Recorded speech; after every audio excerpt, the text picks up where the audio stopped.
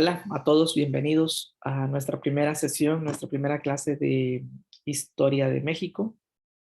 Hay mucho que hablar de historia, sobre todo cuando decimos que la historia es muy extensa y hablar de la historia de México en un módulo parece un reto muy desafiante. Vamos a tratar de hablar de los aspectos más importantes, de profundizar en aquellos contenidos que realmente necesitan más claridad, porque es mucha información, pero bueno, vamos a tratar de cumplir ese desafío.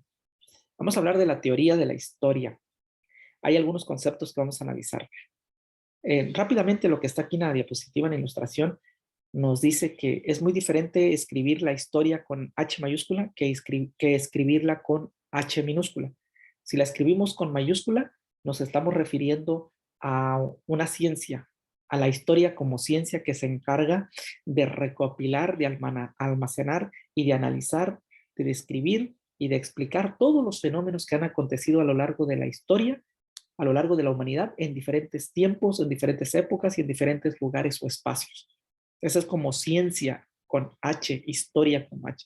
Pero si la escribo con H minúscula, no me voy a estar refiriendo a la disciplina, a la ciencia, sino que me voy a estar refiriendo a un concepto como cualquier otro. Por ejemplo, como cuando digo, cuéntame una historia o cuál es la historia de tu vida. Entonces, se está refiriendo más bien a un evento y no a un nombre propio de la disciplina, como cuando escribimos, por ejemplo, matemáticas, la tenemos que escribir con M mayúscula porque nos estamos refiriendo a una disciplina, de un nombre propio de una disciplina o de una ciencia. En ese sentido, hacemos la distinción. Bueno, concepto de historia. Etimológicamente, la palabra historia proviene de dos vocablos, del vocablo griego histor, que significa el que ve o el que observa, o el testigo. Histor es el testigo, el que vio, el que estuvo ahí, ¿no? Y quiere decir saber, conocer, el que supo, el que conoció, el que vio. Y la palabra historiae, que ya se le agrega el otro componente, es la averiguación o la investigación de los hechos pasados. Pero a fin de comprender o tener una noción más clara de lo que es la historia, hay tres definiciones de diferentes autores. Por ejemplo, Benítez establece que la historia es la ciencia que estudia y analiza los hechos de los humanos, o sea, de los hombres y mujeres, efectuados en el pasado, en diferentes espacios o territorios. Aquí este personaje nos está diciendo que esta ciencia analiza, estudia y analiza los hechos que los seres humanos han creado o que han vivido en el pasado, pero en diferentes espacios. Y por espacios, esa es una categoría, espacialidad. Espacio se refiere al lugar geográfico, al territorio donde aconteció ese fenómeno, y a eso se refiere, a estudiar ese fenómeno en ese espacio. Por su parte, Barroy dice que la historia es el cúmulo de datos. Ahora ya no nos habla de hechos, nos habla de datos, acúmulo de datos sobre acontecimientos remotos o recientes. Ya nos agrega otra característica más, datos recientes o hechos recientes, no solamente los pasados, pero relevantes. Aquí está una clara distinción y muy importante. Para mí esto es muy importante porque aquí este personaje, Barroy, nos está diciendo que sí, hay datos acumulados, hay hechos acumulados o acontecimientos que se están registrando pasados y recientes en la historia, pero tienen que ser relevantes. Es decir, si no son hechos relevantes, no se tiene por qué incluir en los libros de historia, a menos que sea algo muy relevante, muy trascendental para la humanidad o para esa comunidad, para ese pueblo, que haya creado algo positivo o que haya creado algo desastroso para esa comunidad, para esa sociedad.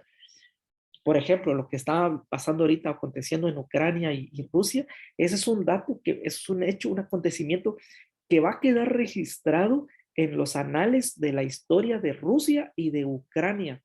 Es decir, las personas, los sobrevivientes o los niños que van a ser parte de esa nación, dirigentes de esa nación, o cuando van a ir a la escuela y sus hijos van a tener hijos y sus bisnietos y tataranietos van a estudiar que en el año 2022 se consumó una guerra que desde el 2012, 2014 se venía fraguando, que había intereses políticos y que se consumó o que se llevó a cabo y se efectuó en el 2022 y que hubieron tantas decenas de muertos, o esperemos que ya no hayan muertos, pero se van a relatar todos esos hechos, porque es un acontecimiento importante que está causando impacto en lo económico, por ejemplo, digamos que países como Corea del Sur ya restringió sus productos que no le va a vender o que ya no va a distribuir a Rusia, porque Rusia está cometiendo esa injusticia. Entonces, Corea del Sur ya restringió que sus productos, ya no recuerdo si eran cobre, estaño, no recuerdo qué tipo de material es que Rusia le compraba a Corea del Sur, entonces Corea pues, no se lo va a vender como una medida restrictiva. Entonces, en lo económico le están afectando al país de Rusia, pero no solo a Rusia, también a Ucrania. Ucrania, si tenía algunos otros convenios con otros países, pues igual se va a ver afectado en lo económico. En lo político, sus diplomacias, sus relaciones de Estado con ese país o con los países de la OTAN, con los países miembros de la Unión Europea, pues se ven afectados. En lo social, las pérdidas humanas, las bajas humanas, ¿no? Tanto de soldados o militares y personas que fueron a combatir. En lo psicológico también está afectando a las personas que están viviendo con ese trauma, los niños que están llorando, las niñas que van a crecer con ese dolor, con ese trauma de haber perdido a sus familiares, sus abuelos, sus papás, porque los hombres tuvieron que ir a la guerra. En fin, hay un trauma psicológico, hay un impacto social, hay un impacto económico, hay un impacto político, hay un impacto militar. Todo eso es un acontecimiento importante, por lo tanto tiene que estar registrado en la historia de Ucrania y en la historia de Rusia y en la historia universal va a quedar registrado. Pero si es un acontecimiento que no es relevante, pues no va a quedar registrado. Otro acontecimiento relevante como lo del COVID-19, eso ya, ténganlo por seguro que ya va a aparecer en los libros de historia, ya está apareciendo en los libros de historia para poder estudiarse. Esos son los datos relevantes que dice aquí Barroy, que se han producido a lo largo de diferentes épocas o periodos. Aquí ya Barroy nos está hablando de tiempo. Cuando nos dice periodo o época, nos está hablando de tiempo, que es la segunda categoría, espacialidad. De las categorías les voy a hablar el jueves. El jueves les voy a hablar de las categorías. Categorías de la historia. Permítanme tantito.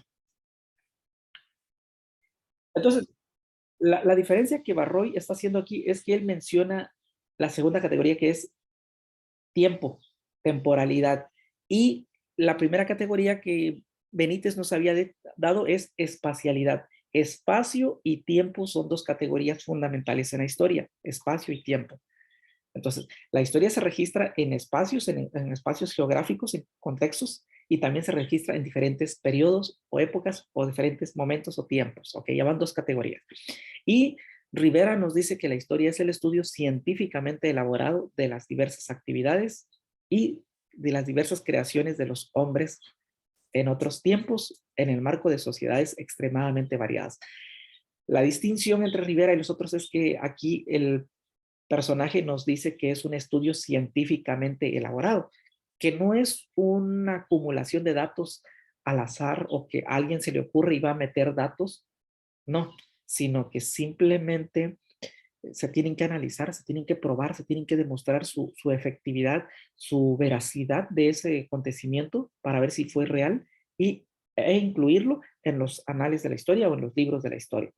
Porque si no son datos creíbles, no son reales, son falsos y son inventados, pues no se tienen por qué contemplar. Por eso es un estudio sistemático, es un estudio científico que lleva tiempo a analizar los acontecimientos para poder incluirlos o no incluirlos. Bueno, y habla no solamente de los hechos, sino también de las creaciones de los seres humanos. Aquí lo está diciendo de las creaciones o de las diversas actividades.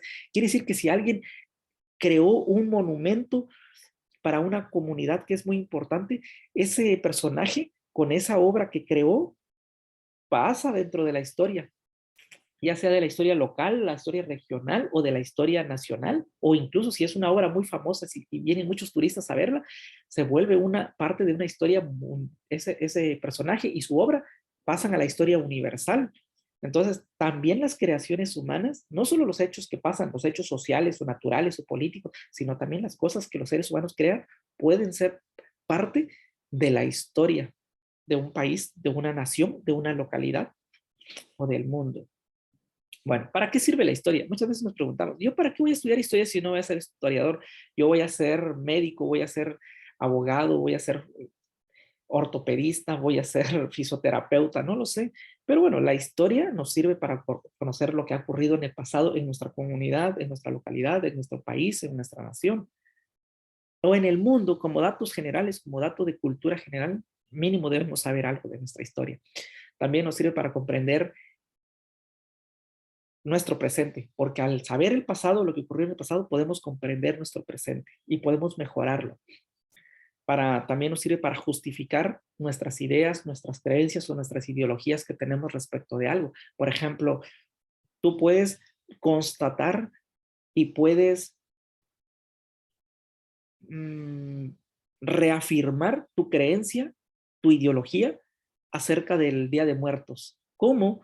Pues porque eso viene desde los prehispánicos, ¿no? Desde las comunidades autóctonas que vivían aquí en la Nueva España, en la Nueva España, en el México antiguo, antes de que llegaran los españoles. Entonces, esa tradición viene años tras años y tú la sigues celebrando, la sigues festejando. Y tú dices, pues yo ya la estudié en profundidad y creo en ese evento, en esa tradición.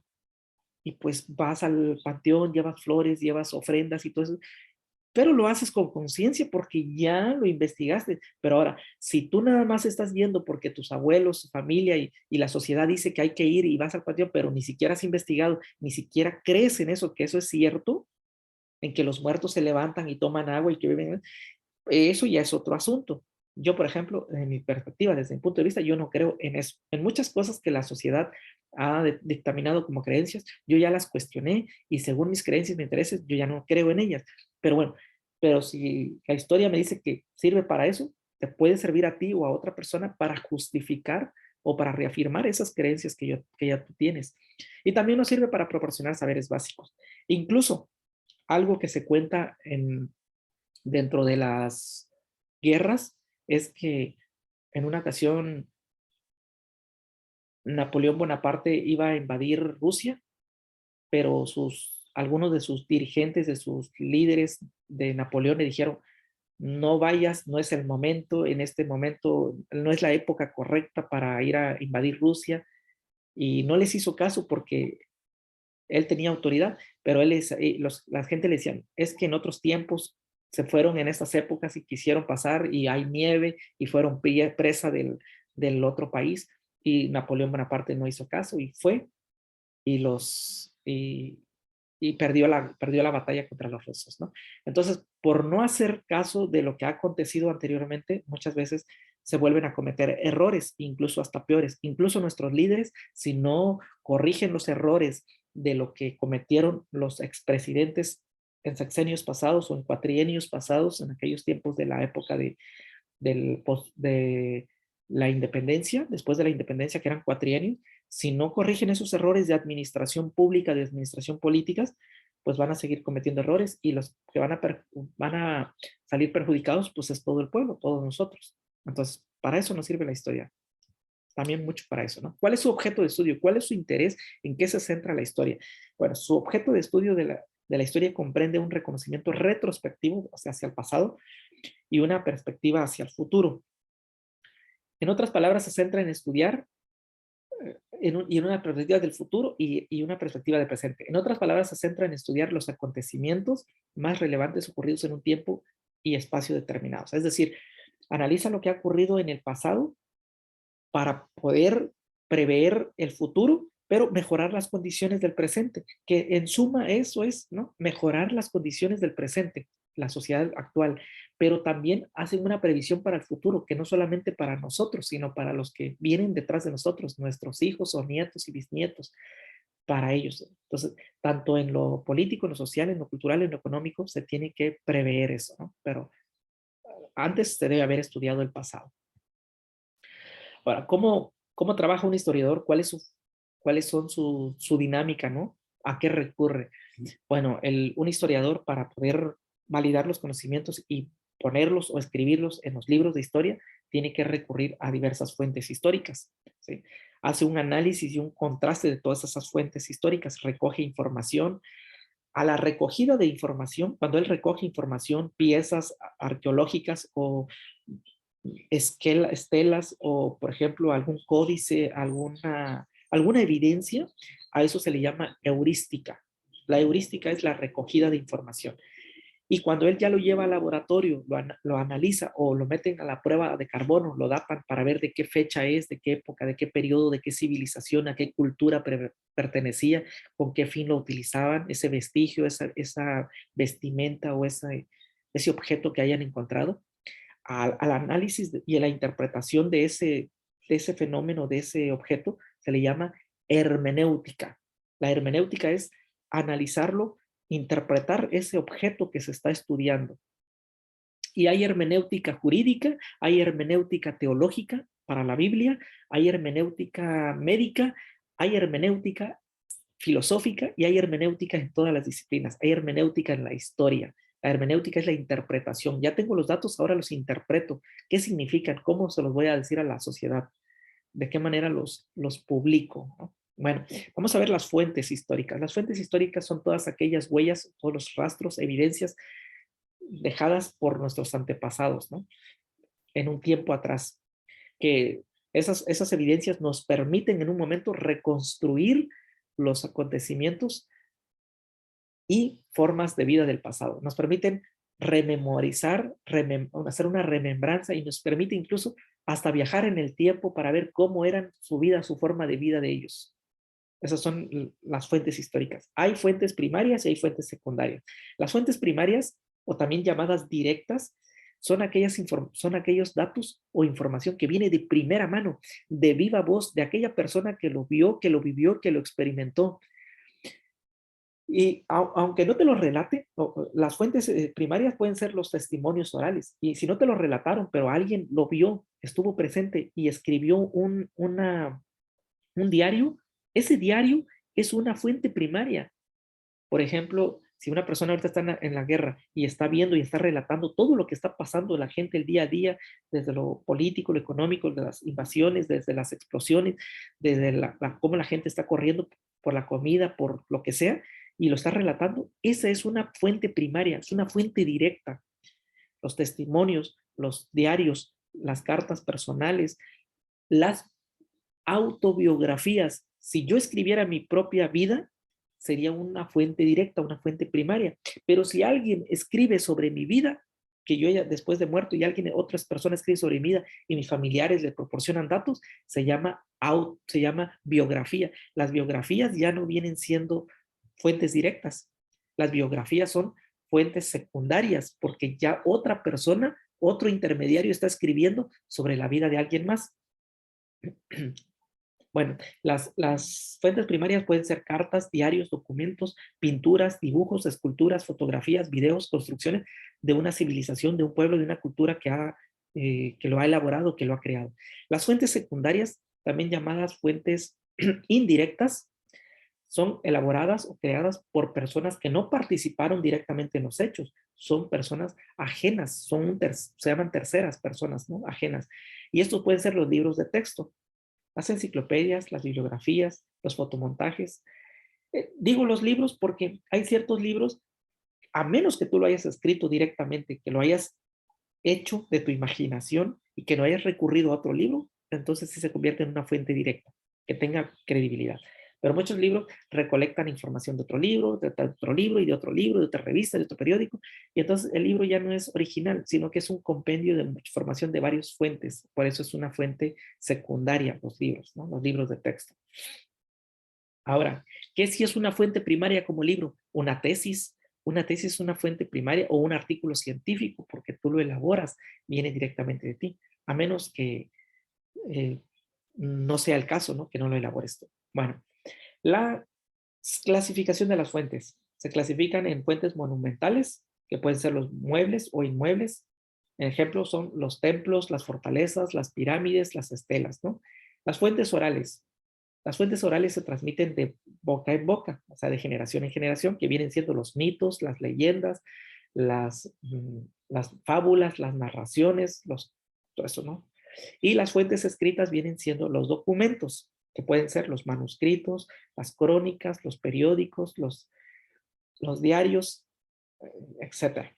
Y las fuentes audiovisuales vienen siendo aquellos materiales, como ejemplo, las grabaciones, las filmografías, las películas, los discos, los videocassettes, fotografías, etcétera.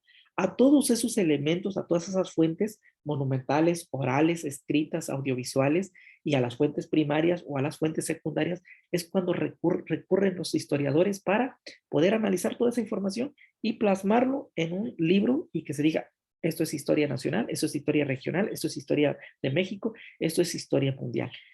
Tienen que hacer todo ese trabajo y es mucha actividad científica. Bueno, aquí rápidamente las edades de la historia. Prehistoria e historia se dividen en dos, ¿no? Usualmente hay otros autores que lo dividen en tres: prehistoria, protohistoria e historia. La prehistoria comprende todo lo que ha existido antes de la escritura. Antes de que existiera la escritura se llama prehistoria. Cuando surge la escritura se llama, a partir de la escritura hacia otro periodo, se llama protohistoria cuando surge la escritura. Historia se le conoce ahora a, a otro momento de la historia cuando se divide la historia en edad antigua, edad media, edad moderna y edad contemporánea. Entonces la historia va a comprender esas cuatro fases, ¿no? Y la prehistoria en general, junto con la protohistoria, incluye lo que es los periodos del paleolítico, neolítico y la época de los metales, ¿no? Es cuando los seres humanos vivían en cuevas, cuando utilizaban la piedra. Lítico se refiere a piedra. Lítico en latín o en griego significa piedra. Cuando los hombres usaban la piedra, vivían en cavernas, la piedra era su instrumento para hacer las lanzas, las flechas, los cuchillos, las vasijas, los molcajetes, el mortero, todo utilizaban la piedra, como la caricatura de los picapiedras más o menos, para que me entiendan, ¿no? Bueno, ahí está. Entonces, desde el paleolítico hasta la edad de los metales, hasta la edad antigua, más o menos, que va desde el año 5, desde los 5 millones hasta el año 3500 antes de la edad de Cristo, antes de la era común o antes de Cristo, antes de la invención de la escritura, se le considera como prehistoria. Entonces, a partir de la invención de la escritura es protohistoria, ¿ok? Que va del 3500 hacia adelante, hacia hasta hoy, ¿no? Pero que ya no se le llama protohistoria, sino que le llamaron historia, y la historia la dividieron en 4 momentos, en 4 fases. La edad antigua, que va del 3500 antes de Cristo. Hay quienes lo datan desde el 2000, otros desde el 3500, en fin, pero va por ahí, ¿no? Hasta el 400, hasta el 476, que fue la caída del Imperio Romano. De eso vamos a hablar más adelante.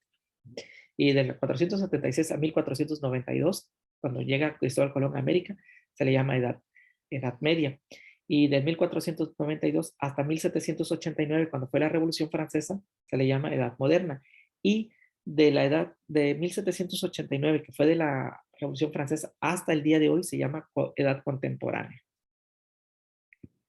Bueno, esto que ven aquí es como una ilustración de la época de los personajes que se dedicaban en cada una de esas épocas, ¿no? Si vemos, por ejemplo, en la prehistoria, paleolítico, neolítico y edad de los metales, pueden ustedes ver ahí que tienen sus lanzas, sus flechas y sus espadas o cuchillos, todo piedra o bronce, ¿no? Y en la edad antigua vemos ahí, por ejemplo, la vestimenta de los personajes con túnicas, como la época y también con cascos y lanzas, la época de antigua, y la edad media, que es va de la caída del Imperio Romano, ¿no?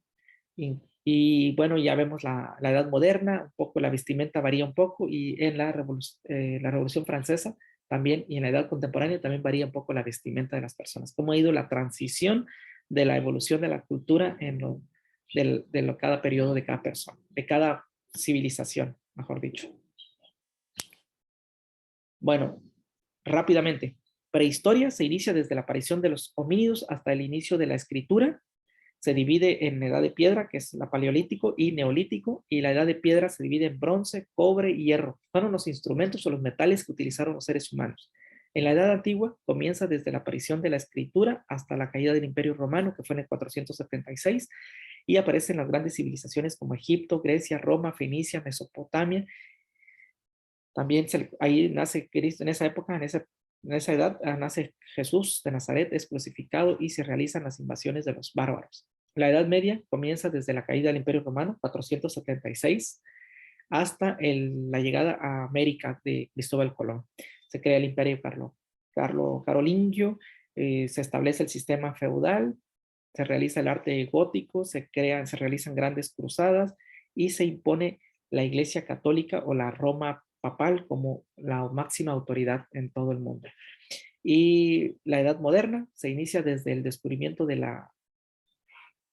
continente de América hasta la Revolución Francesa. Se realiza algunos ejemplos o sucesos ocurridos en esa época de la Edad Moderna, que se realiza el proceso de descubrimiento y colonización de América, se realizan teorías y descubrimientos científicos, y vamos a ver a Galileo Galilei, Copérnico, Giordano Bruno, etc. Se desarrolla el arte, aparecen las religiones protestantes, que es la Reforma Protestante que ya vimos, eso lo vimos en filosofía. Y la Edad Contemporánea se inicia desde la Revolución Francesa hasta la actualidad, hasta el día de hoy. Y acontecimientos importantes son la Revolución Francesa, la Revolución Industrial, se elimina el absolutismo de los reyes, ya no hay más reinados, vienen las presidencias o las repúblicas, se establece el capitalismo como sistema económico, se produce la Revolución Industrial, la Primera Guerra Mundial, la Segunda Guerra Mundial y hasta los acontecimientos del día de hoy. Eso es la edad contemporánea. Ahora vamos a hablar un concepto de la historia a la historiografía. Ya vimos qué es la historia, ahora vamos a ver la historiografía. Hay un concepto en su contenido que es historiografía. Mientras que la historia es el conjunto de hechos ocurridos en el pasado de la humanidad, en diferentes épocas, tiempos y hechos relevantes, la historiografía es el conjunto de técnicas y métodos utilizados para escribir esos eventos. Entonces, la historiografía viene siendo el conjunto de técnicas y métodos o procedimientos que los historiadores utilizan para escribir la historia. Por lo tanto, cuando la historia se presenta de manera escrita, se llama historiografía. Si tú agarras un libro que es de historia, a ese texto se le llama, o a ese compilado, ese trabajo se llama historiografía. A la historia escrita se le llama historiografía. Grafía, ¿por qué grafía? Grafos, que es escritura. Histor, que es la escritura, o los grafos, o los grafitos de los eventos o los acontecimientos. Entonces, eso es historiografía. Agarras un libro y lo divides.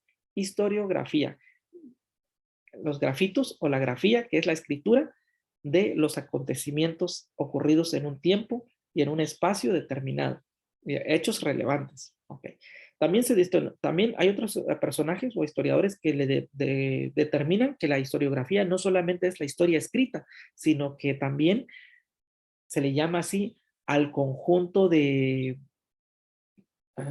producción literaria, es decir, a todos esos elementos o todas esas creaciones que los historiadores han creado se le llama historiografía. Y también se le puede llamar historiografía a las escuelas o corrientes de pensamiento, y por escuelas no me refiero a espacios físicos con 4 paredes, no, me refiero a las ideologías de los personajes que pertenecen a una determinada escuela o a otra determinada escuela de pensamiento. Que hay 4 escuelas de pensamiento, ustedes lo van a leer en su contenido. Una es la escuela, por ejemplo, la escuela de los anales o la corriente de los anales. Está la teoría de marxista o la teoría del materialismo, es otra escuela del materialismo. Está otra escuela que es a ver, déjenme ver cuál es la otra. Bueno, se me escapan los nombres, pero existen por lo menos 4 escuelas de pensamiento a los cuales estos personajes o historiadores pertenecen, ¿no? Pero eso lo vamos a ver en otra sesión también, que son agrupaciones o tendencias. Okay. Características de la historiografía. Es un discurso que se presenta como una narración o un relato escrito, es una disciplina intelectual desarrollada por especialistas y tiene su propio método, es producida por sujetos, o sea, personas particulares que están capacitadas, en las que intervienen sus cultura, su familia, etcétera, e invariablemente tiene una carga ideológica asociada, no siempre es objetiva. ¿Qué quiere decir con esto? Una característica de la historiografía es que como los sujetos, las personas que lo escriben son seres humanos que estudiaron en una escuela, tienen una historia de vida, tienen una familia, nacieron en una cultura, en un pueblo, tienen una carga ideológica, tienen cultura, ideologías de lo que han escuchado, de lo que han leído, de sus maestros. Entonces todo eso, de su religión, de su credo político, al momento que escriben la historia, puede que la tergiversen o la escriban según su punto de vista, según su conveniencia, según sus intereses, y eso ya no siempre es objetivo. Entonces la historia muchas veces dice, es que yo la he leído con otro autor y la historia de México me dicen que es una cosa y aquí me dice que esta es otra cosa, y si leo otro autor me dice que no es así, que el fulano de tal, y en fin, porque eso es la historia, porque ahí viene la influencia que tiene, ¿no? La influencia ideológica que tiene en nuestra vida, todo lo que hemos tenido. Por ejemplo, yo todo lo que he recibido de información, lo que he leído, lo que he visto, lo que he escuchado, en la universidad que yo estudié, mis maestros que me enseñaron, yo tengo, de alguna manera, hay una carga ideológica en mí que me hace ver la vida de una manera muy diferente, e entender la historia de una manera diferente a como otras personas la van a ver. No es lo mismo una persona que estudia historia en una universidad de aquí de México que la estudia en otro país, o que los franceses hablen de la historia de México, o no vayamos tan lejos. El libro de Historia de México que se llama Breve Historia de México de José Vasconcelos, quien fue fundador de la Secretaría de Educación Pública aquí en México en 1921. José Vasconcelos escribió su libro y lo criticaron. Ese libro fue criticado porque tiene más de 800 páginas. Dice, Breve Historia de México. Le criticaron. Ni es breve, porque tiene más de 800 páginas, ni es historia, porque no habla de historia, habla de otras cosas, según los especialistas, ni de México. Y si hablara de historia, ni es de México, porque habla de España. Ese libro yo lo leí, yo lo trabajaba con mis alumnos en preparatoria, en una preparatoria que no voy a nombrar, y ese libro habla mucho a favor de los españoles, no habla a favor de los autóctonos. Ese libro de José Vasconcelos dice, gracias a los españoles tenemos la religión católica, gracias a los españoles nos vinieron a quitar esos demonios, esos dioses de piedra, jaguares que adoraban los mexicas y que todo eso era demoníaco. Gracias a los españoles tenemos civilización, gracias a los españoles, y se pasa alabando y alabando y alabando maravillas de los españoles. De hecho, José Vasconcelos fue expulsado de aquí de México, lo desterraron, lo corrieron, tanto por su libro y por muchas otras cosas más. Fue a vivir hasta Texas, me parece. Pero bueno, a eso voy con que la historiografía tiene eso, ¿no? Es una característica que hay siempre ideología asociada en nuestra forma de ver e interpretar las cosas. Por eso los libros no siempre van a relatar lo mismo. Bueno, por eso a esto se llama polisemia. Polisemia de la historia es que la poli significa mucho, semio es de semántico, ¿no? De significado. La historia puede tener diferentes significados para cada una de las personas. Como yo les voy a contar la historia, van a ver que va a haber algo diferente a lo que le han contado la historia a sus maestros en secundaria, o lo que escucharon en primaria, o lo que han escuchado en televisión. Yo les voy a dar otros datos. Y entonces, pero siempre hay una carga ideológica. Y no quiere decir que lo que yo les diga va a ser cierto, no. Ya ustedes van a determinar cuál realmente es la historia que creen ustedes que es correcta y que no es correcta. A medida que vayan leyendo y vayan conociendo más sobre la historia, pues van a decir, me convence más esta historia, este historiador es más objetivo, este es muy subjetivo, no, es muy tendencioso, este es más objetivo, más científico, más imparcial. A eso se llama polisemia, cuando la historia tiene diferentes significados. ¿Ok? A eso nos referimos con polisemia. Pues bien, voy a hacer un alto hasta aquí, y si tienen alguna duda, algún comentario, alguna pregunta, los escucho. Todavía tenemos unos minutos para dialogar.